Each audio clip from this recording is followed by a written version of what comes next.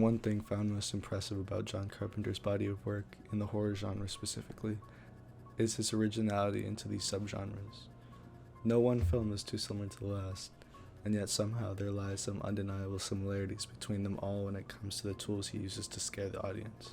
Where Halloween follows the slasher killer Michael Myers, The Thing and They Live are about alien body snatchers. Where Prince of Darkness, however, is about the Antichrist, who is never shown in full detail. Whether it be a slasher, a monster, a psychological thriller, or otherwise, Carpenter is guaranteed to scare us with the tools at his disposal. Carpenter uses a perfect level of world building, creates tense situations through editing and sound, and uses camera work to take his audience into these dark films.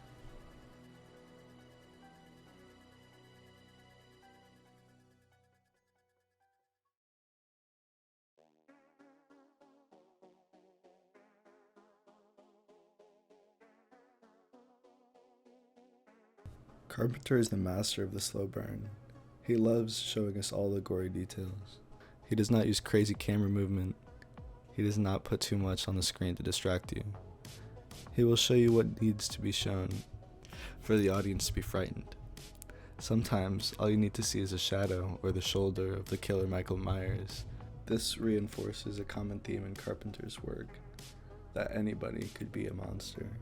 Myers is just a man behind a mask.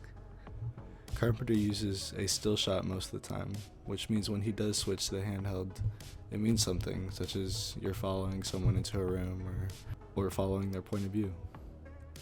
He even goes as far as to show us things without moving the camera, such as to place several things into one shot and change the emphasis using depth of field rather than to cut or to pan.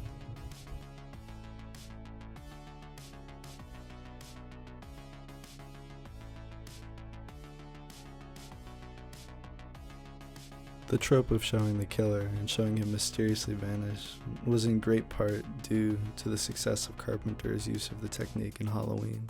Sometimes he uses editing to scare the audience.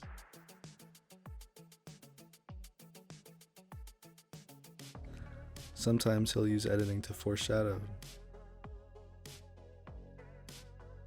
And sometimes he uses editing simply to bring us into the mouth of madness.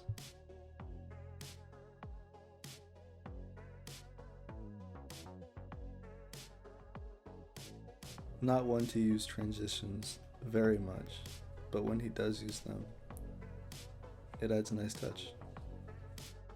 And whether it's considered cliche or not, the ending of Halloween will always send chills down my spine.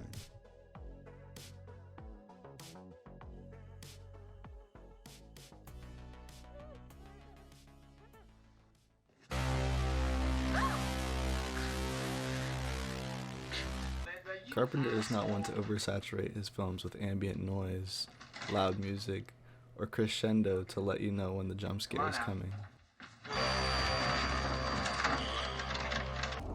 He will often have you sit alone with the characters in silence, so that you know something bad will happen, but you don't know when or how.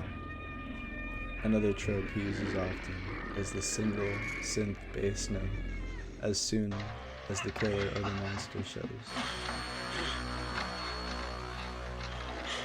Just listen to how, without giving too much away, he uses the eerie piano to keep us on the edge of our seat.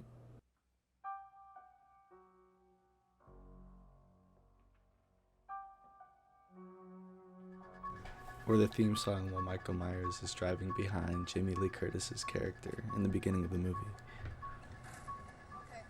If you listen closely, you can even hear him breathing through the mask.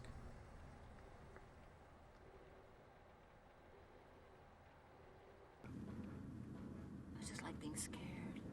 The talent of terrific actors, excellent set design, prop design, and makeup sets Carpenter above all other horror directors. Since he doesn't use flashy colors or camera movement, he relies on shock and the best way to deliver it to the audience for them to be the most terrified.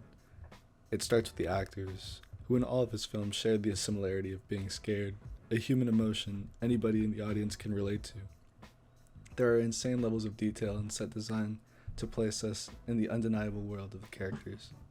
Monsters such as The Thing were created completely without CGI, So these monsters had to be created by hand to look as gruesome as possible, and the audience can tell. The Thing, the Possessed, and the Prince of Darkness, the aliens and They Live, these are what make Carpenter so visually iconic.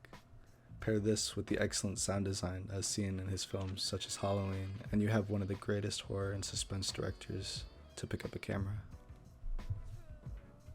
One thing I personally love about John Carpenter is that he's not afraid of lighthearted moments in his horror films. Scenes like this make it all feel a little more real, a little more human, and that, at the end of the day, makes it all a little more scary. All of these tools are what Carpenter used to try to bring us out of the world of the audience and into his twisted world. And if we come too close to the edges of our seats, we might just start to believe. You don't believe it, do you? Well, if I don't, what's my option? I'm crazy. I'm not crazy.